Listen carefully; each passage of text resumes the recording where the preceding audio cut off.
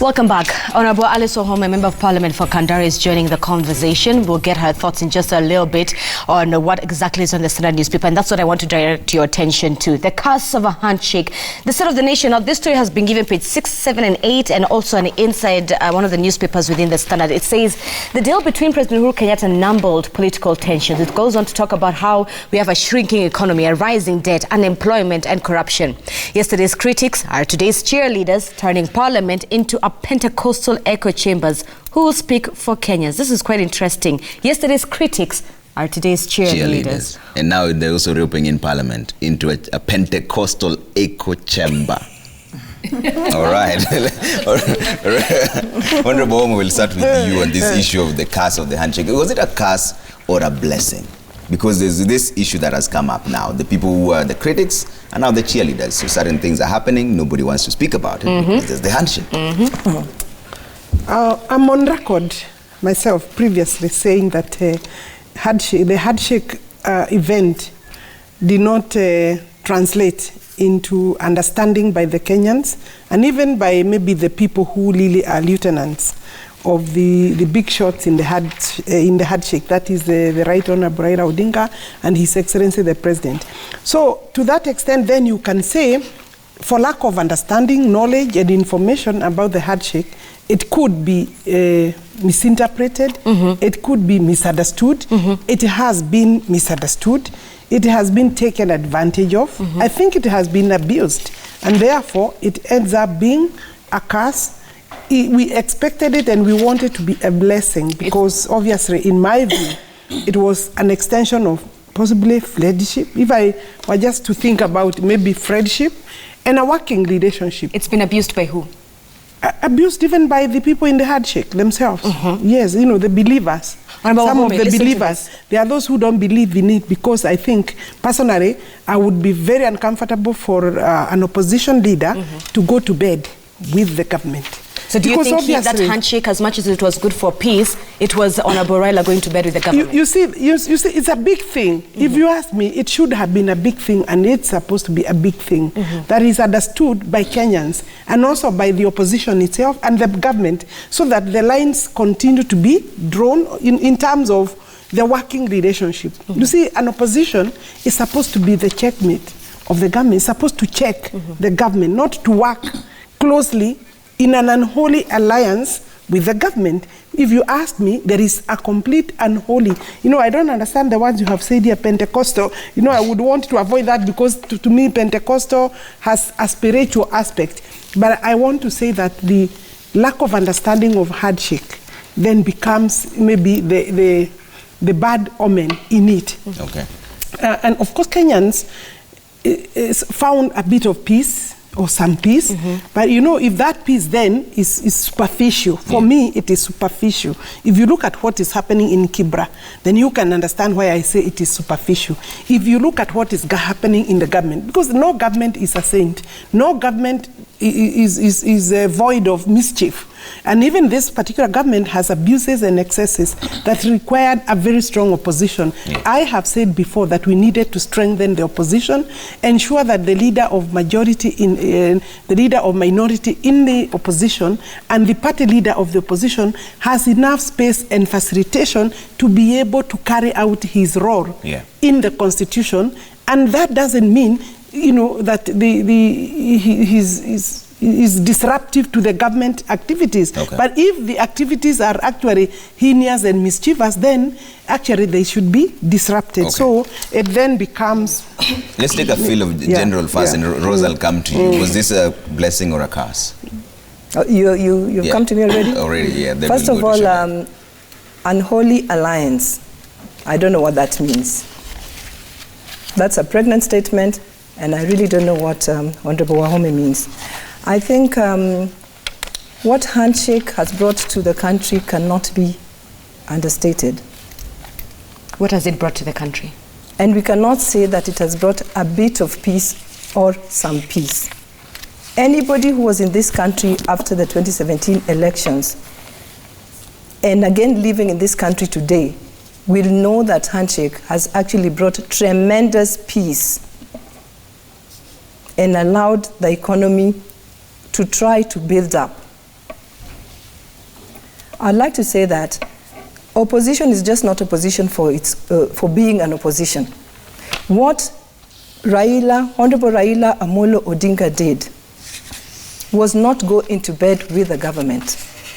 What Raila Amolo Odinga did was to retrace his steps, as the government also retraced their step, and said, we are not going to be opposition for being an opposition.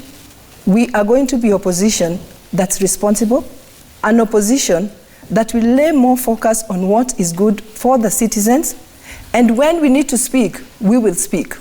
But we will not be on the streets for anything and everything. That is the difference. So, when you say that what handshake is doing is stagnating everything, it is not true. Because we still do speak when we need to speak. We might not speak in the same way that we used to speak, because we used to speak a lot on the streets, in demonstrations. So you might not see that, but we still speak. Okay. I think handshake began with the two principles. And for me, as a politician, I do not care who initiates something. If that something is good for the country, I will go with it and support it. But we know that there's a section of this country that feel that because they were not party to that initial handshake, they will fight and go against it in all ways possible. Okay. And that is where the problem lies. But otherwise, the handshake was good. The handshake was meant to, it's a symbol that was meant to cascade right down to the ground and right down to the citizens, so that the peace is felt by everybody at every level. So when you say that what's happening in Kibra is a political contest, it does not mean that because there was handshake, Jubilee or ODM would not field candidates in a political contest. Both of those are parties, and every party wants to grow, and every party wants to widen its influence. So I don't understand why what is happening in Kibra would be a threat to the handshake. I would respond. Okay, I think, first of all, this is what has happened. We must remember how the handshake started. Yes, there was a lot of trouble and caused by Raila Odinga and his party, the demonstrations, the Machozi Mondays, and so on. So at some point, the country was almost ungovernable and it was affecting our economy. Then the president went into the handshake in order to tame Raila. And it worked for a while. And we didn't have a problem with it because it brought some sense of calm in the country. And even investors were saying it's getting better. But what we are really worried about, and I am worried about, is it has now gone and become a monster in itself. When it gives birth to what they call the Building Bridges Initiative, which we are being told its intention is to recommend a referendum for a change of our constitution. That statements, it's not out yet, but those statements have been made. Yeah, it was made by, what's his name, Wamalwa, said it recently. It was said by Raila Odinga. It was said by Anne Waiguru. It was said by Atwoli. So, of course, these are people who have mentioned it, and we have media clips of them saying that. And what I should tell Kenyans is when you hear anyone saying that they want to go to a referendum, you should be very afraid, because you can change the constitution from parliament, but there are 6 articles in the constitution that must go to a referendum. One is the term of the president. So are you telling me you want to change the term of the president? Do you want to change the territory of Kenya? Do you want to change the functions of parliament? Do you want to change the devolution? Because do you want to change the Bill of Rights? Or do you want to change... there's a 6th one, I forget. The judiciary. The judiciary, independence of the judiciary and independent commissions. So when you're telling me you're going to a referendum, Kenyans should know it is those 6 articles, which are the most serious part of our constitution, that is being threatened with change. They can decide to remove the right to equality on the Bill of Rights. They can decide to extend the term of the president and create a prime minister position. So yes, we are waiting for this BBI. Yeah. And we'll wait to see it. But if the statements that have been made by people allied to this BBI process is true, we should be very afraid. And in any case, I have stated many times that BBI is an illegal process because there are only 2 ways of changing the constitution. There's a parliamentary initiative and the popular initiative. But there is nothing called a BBI. Unless they are going to legitimize it later By trying to bring it through Parliament, through a parliamentary initiative or popular initiative, yes, that will happen. But at the moment, we should be very afraid as a country because this handshake has gone to the issue of touching our 6 articles in the referendum. Yeah. Why would you be afraid of BBI? Look at what the 9 areas that BBI is looking at. Why would you be afraid of a discussion? Kenyans, kindly come and have a discussion. What do you think about how Kenya should move on? No, I said when you mention a referendum, you're then wanting to touch the 6 articles. You're working on propaganda. BBI has I not... think it was... there's no turn. It's my opportunity. I've been given this chance. What I'm saying is, why do you work on propaganda? Why do you thrive on propaganda? BBI has not said, has not called for a referendum. You are listening to the streets and then working on that, giving opposition to BBI when you don't even know what BBI will come up with. Has BBI called for a referendum? And what would be wrong? What would be wrong, even if you look at the 9 key areas that BBI called Kenyans to discuss? Surely you cannot tell me that you, as a leader, you'd not like equitable distribution? You'd not like Kenyans to talk about corruption? You'd not that's like... already in the law. No, it doesn't matter how many laws do we have. We have so many laws in this Kenya that, and yet they are not effective. And that is where our problems start. So if you've been told, here's an opportunity, let's talk about Kenya and the 9 areas that we seem to have a problem with. You've been given that opportunity, but as a leader, you do not want to take that opportunity and go and air your views, but instead you want to bash BBI before you even know what BBI is going to come up with. Okay. So I think as leaders, for me as a leader, when I have an opportunity to talk or to air my views on behalf of my people, I take that opportunity. What BBI will do with what I've aired is what will matter to me. Okay. But I will not refuse to go and give those views. And sit at the back bashing a process whose conclusion I do not even know. So it's agreed. We wait for the report. You know, political dishonesty in this country has been one of the biggest problems. You know, anybody who is living in Kenya or even outside Kenya can be able to interpret a lot of things from the handshake.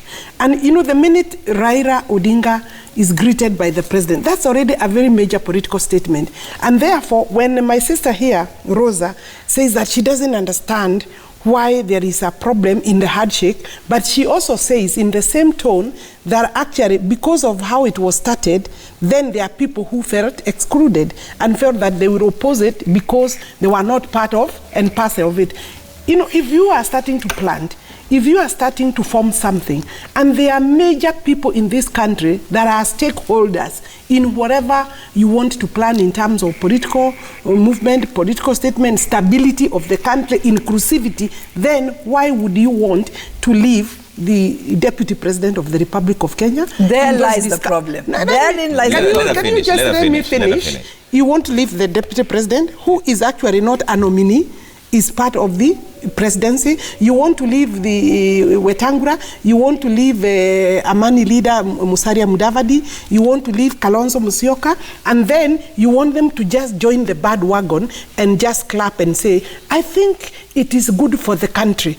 It cannot be as easy as that. Yes. And honestly speaking, it has taken too long for people to be able to understand. It needed to be, and it needed to be broken down and brought to even those people first, and then to maybe their followers, and therefore, you know, you cannot... Honorable Wahome, the fact that we are about to enter the 2nd year since the handshake, we still do not know the details of that handshake till today. What was discussed? And that's not just by concern, a concern of everybody. Then comes the BBI. We are told it is I think, a product of the handshake. Yes. Then, of course, now you have moved from the handshake. We haven't understood. You haven't broken it down. Then you haven't included the people who are grumbling. Let's even assume they are grumbling, or they are not comfortable, or they are not happy, or they are suspicious. Isn't it important that you actually rest their fears? Right. If you are discussing about unity, friendship, bringing the country together, because the handshake was to bring the country together. I think they left the rest for too long. And therefore, they must accept that actually the suspicions are well founded. Honorable And then, Rosa. of course, from there, we are talking about referendum. Uhuru Kenyatta has not talked about referendum, but the Right Honorable Raila Odinga has said this country must go to a referendum as a result of the BBI. You know, and then the component, you know, the composition of the BBI, those people sitting there, who appointed them, for what purpose, who are they? Okay, they are Kenyans, but they are qualified Kenyans. Is it by stakeholders of, you know, how do you come up with a panel or with a committee that does not, you know, is not a consensus? The practice is inclusivity, right? Is consultation, right? Is ensuring that everybody is on board and understands why it is me and not you. Right, ladies, let's move this conversation from BBI and Raila and Uhuru. I want to be more specific whether this handshake has helped Kenyans, people kawaida, from boda people to Mama Mboga. Yes. Listen to this. Just this year alone, we've seen certain companies, Stanbic has had to fire 200 people. East African Breweries, another 100 people. East African Portland, 136 people. There's a certain betting company that had to lose 362 people, one of them being Joseph Njoroge, who was a digital social media for that company. These are sectors where young people are. Wilberforce, Jane, who sold food for the people within that specific betting company. You look at these numbers, and it's just unemployment everywhere that is affecting young people. This handshake, how has it helped? Yes, it has brought about peace, but how is it helping young people who have lost so many jobs alone just this year? The private sector has to lay off people. They cannot. I think you get it wrong. You just get it wrong. Handshake, first of all, is not an employing company. It is not, but should not. Handshake is supposed to create that environment. It's not the case. Okay? It is supposed to create. There are so many issues that affect this country. Okay? And what you're seeing is a result of those many issues. Handshake is not the key answer to all that immediately. What Handshake what Handshake seeks to do is to create an environment where all those things you're talking about might be healed. Why? It's not going to create companies, but it's going to give us that peaceful environment where a company or an investor can feel the confidence to come and invest, or a company can get the confidence that it can actually operate within Kenya. But it's not the case. Without worrying about tomorrow, that tomorrow you might open a company and then you might have to close because there'll be demonstrations or the country is going to be ungovernable. Well, it's not the case. With unemployment of young people, our corruption levels, private sectors are closing. What I'm trying to say is unemployment of young people in private sectors closing, is it a thing that has just happened in the 1 year? It is because all those things have been happening, and we've looked at why are these reasons as to why these things have been happening, that Handshake is there to try to correct those things, if indeed they emanate from the demonstrations and the country being ungovernable, okay? But Handshake does not seek to put money in your pocket. Handshake does not say that today, border, you're going to make 2,000 as opposed to 100 shillings that you were making yesterday. It is creating that opportunity that we then are able to do what we do best in order to survive. All right. Honorable Shole, are you buying into the narrative that it created peace and therefore it should be supported? At the beginning, remember I said that's what happened at the beginning. The rest are now nitty-gritties, as in who's appointed to which board, the BBI and all that. But let's talk about to the general Mwananchi, the Mama Mboga at home. It has made no difference whatsoever. And in any case, the facts that you have read out here, the facts speak for themselves. There's been job losses. The economy hasn't grown. People are not getting employed. That's the reality. People but that is don't not a have direct relation to that was not what Handshake said to do. No, but I just said there was a handshake, and this is the way the economy is. Yeah. The facts speak for themselves. Anybody can add the math. So are you saying if there was no handshake, then we'd have been a better position? You'd have jobs. Now? Sorry? Without handshake, now you'd have more jobs. We'd be in a better position now. No, I'm not saying that. I'm not saying that there was no handshake. What I'm saying is that at the time, when we were having demonstrations on the streets all the time, the handshake did help because that stopped. It tamed Raila and his supporters. That is what it did. And that was a good thing because then they brought some calm. Because we also wanted to be able to drive to work. We didn't want all the time. We were worried about tear gas and stones and things like that. Yes, it brought some relative calm, that's what I've said. Yes, but in terms of the economy, again, when you'll have the economists on Thursday, maybe they're the ones who should be telling us what actually transpired, that nothing has in fact changed. And the government has had some challenges. Can I just say this? Handshake was not to tame Raila. And I don't think anybody can tame Raila. And nobody can tame an adult, by the way. Handshake was not supposed to tame Raila. And Raila would not have gone into that handshake because he thought the president wanted to tame him. That was not the spirit of the handshake, and that is where they get it wrong. Because they think handshake was about Raila. Handshake was about the country. Handshake was not about Raila. Handshake was not about Uhuru. It is just that the two gentlemen spearheaded it, but it was meant for the country. And I'd like to say this. I come from Kisumu, and I know what Kisumu goes through after elections. And when you tell me that handshake has not made a difference on the grassroots, you're lucky that where you come from, you've enjoyed peace all your life then. Because in Kisumu, which is a cosmopolitan, can I just finish? Kisumu, which is a cosmopolitan county or city, where you have Kikuyus, you have Kalenjins, you have Kisis, we know what it is to go through an election that is not accepted or a contested election. Okay. And the destruction and the demonstrations and the wars and the fights that go with it as a result of that election. Okay. So when we have handshake, for me as a leader, what we've done with this handshake is we've not looked at it as Uhuru Raila issue. We've been responsible, and we've said they spearheaded it for us, but we must cascade it down to the people, because if it doesn't go to the people, it's not going to impact on their lives. Okay. And what we've done is go around and talk to our people and actually tell them what handshake means to them, what this peace means to them, and they're happy with it. Okay. Where they were spending time demonstrating or spending time just doing politics, they are now spending time doing other things that bring economic difference to their lives. All right, Honorable Wahome, you're talking about the issue, you're saying it's a facade, because you brought up the Kibra issue as well. It's a facade. Look, listen to the statements that have been made by Babu Owino. Listen to the statements recently made by Junet Mohammed. Look at what and also Siba Arati in Kibra. And they have even threatened people. They have actually banned materials, campaign materials for Mariga. They have even told Mariga to actually exit the race. You see, that culture is of intolerance, culture of fear of losing or refusal to accept losing. And why I say losing, because if you don't think you are likely to lose, and any candidate that goes to an election is actually must be able to accept that they would either win or lose, and they must accept the consequences.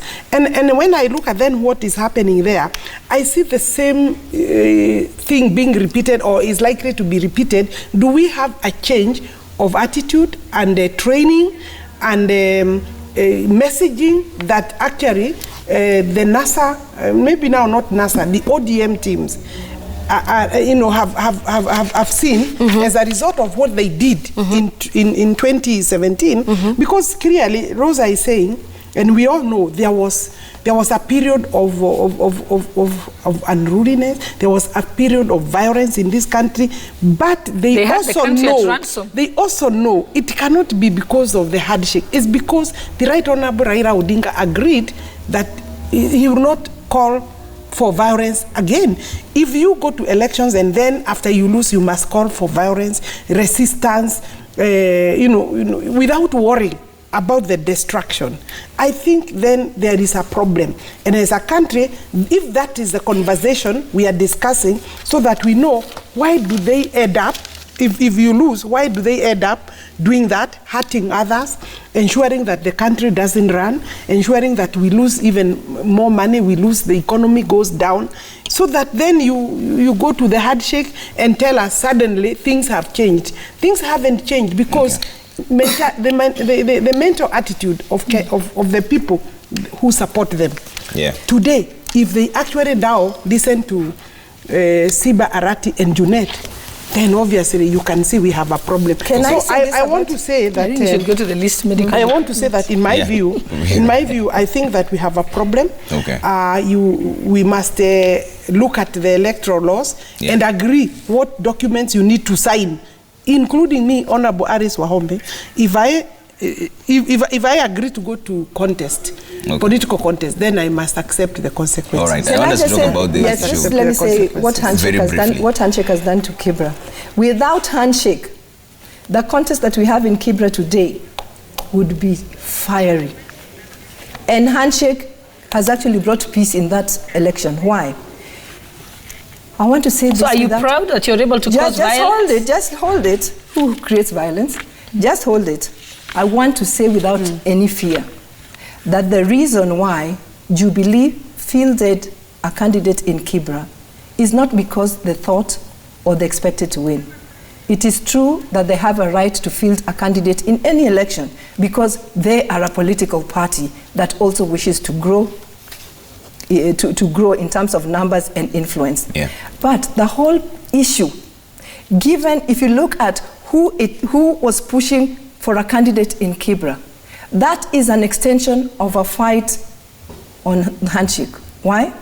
It was always assumed that Kikuyus and Luos would never be on one side. It was always assumed that in an election, especially what has been happening in Kibra, every time there's an election, I go to 2007, I go to 2017, where there's always been very fierce wars within Kibra amongst these two tribes. But they were together in just hold on. So Let's hold on a bit. So what happened? Honorable, we have some breaking news coming through to our newsrooms, and we'd like to give you a quick update there. We are getting information that there are 3 people who have died and 2 have been rushed to hospital. There's a fire incident at a money court in Kariobangi South. The 3 are family members. They include a 1-year-old baby who've been rushed to the KNH. Now, we suspect that this may have been caused by a candle because there was some blackout area in that region at the time of the fire incident. What we know so far is that 3 people are dead, 2 have been rushed to hospital. Kimani Mbugu is on his way there to a money court in Kariobangi South. All of them were family members. Exactly. From those 3 dead, all of them are family members. 1 was a 1-year-old baby. Again, we still do not know the cause of the incident, but we are told that there was a blackout yesterday. In the midst of all that, a candle was lit up and a fire then broke out. 2 have been sent to the Kenyatta National Hospital. 3 have died, all belonging to one family. From those 3, 1 was a 1-year-old. Our very own Kimani Mbugwa has rushed there. We'll be getting details in just a little bit. That we will do right after the break. Oh, that's really sad.